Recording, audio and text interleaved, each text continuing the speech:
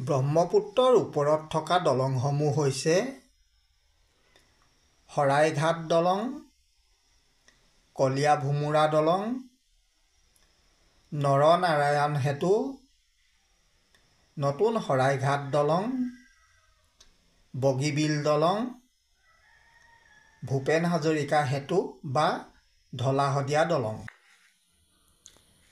শৰাইঘাট দলং 1962 চনত ৰেলগাড়ীৰ বাবে আৰু 1963 চনত গাড়ী মটৰৰ বাবে প্ৰধানমন্ত্ৰী জৱাহৰলাল নেহৰুৱে এই দুখলপীয়া দলংখন মুকলি কৰিছিল।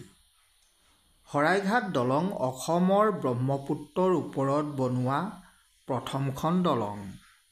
ইয়াৰ দৈৰ্ঘ্য 1.29 কিলোমিটাৰ আৰু বহল 7.3 মিটাৰ। অসম সাহিত্য সভা আৰু জনগণৰ প্ৰবল দাবীত এই দলংখনৰ নাম ৰাখিছিল শৰাইঘাট। কলীয়াভোমোৰা দলং। কলীয়াভোমোৰাই বৰফুকন পদবী পায় শিলঘাটৰ ওচৰত ব্ৰহ্মপুত্ৰৰ ওপৰত প্ৰথম সাঁকো নিৰ্মাণৰ পৰিকল্পনা কৰি যোজা চলাইছিল। সেই সপোনৰ বাস্তৱ এই কলীয়াভোমোৰা সেতু। বৰ্তমান শোণিতপুৰ আৰু নগাঁও জিলা সংযোগ কৰিছে। ব্ৰহ্মপুত্ৰৰ ওপৰৰ দলংখন 1987 খ্ৰীষ্টাব্দত সাজি উলিওৱা হয়। ইয়াৰ দৈৰ্ঘ্য 315 মিটাৰ।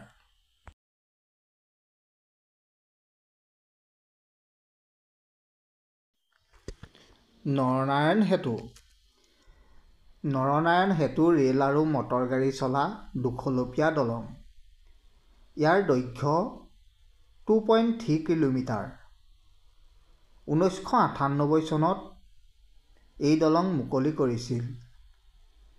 এই দলঙে বঙাইগাঁও আৰু গোৱালপাৰাক সংযুক্ত কৰিছে।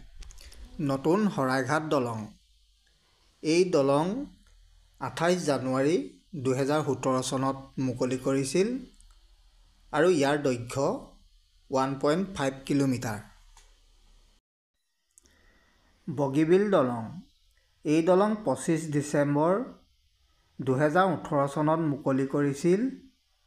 ইয়াৰ দৈৰ্ঘ্য 4.32 কিলোমিটাৰ।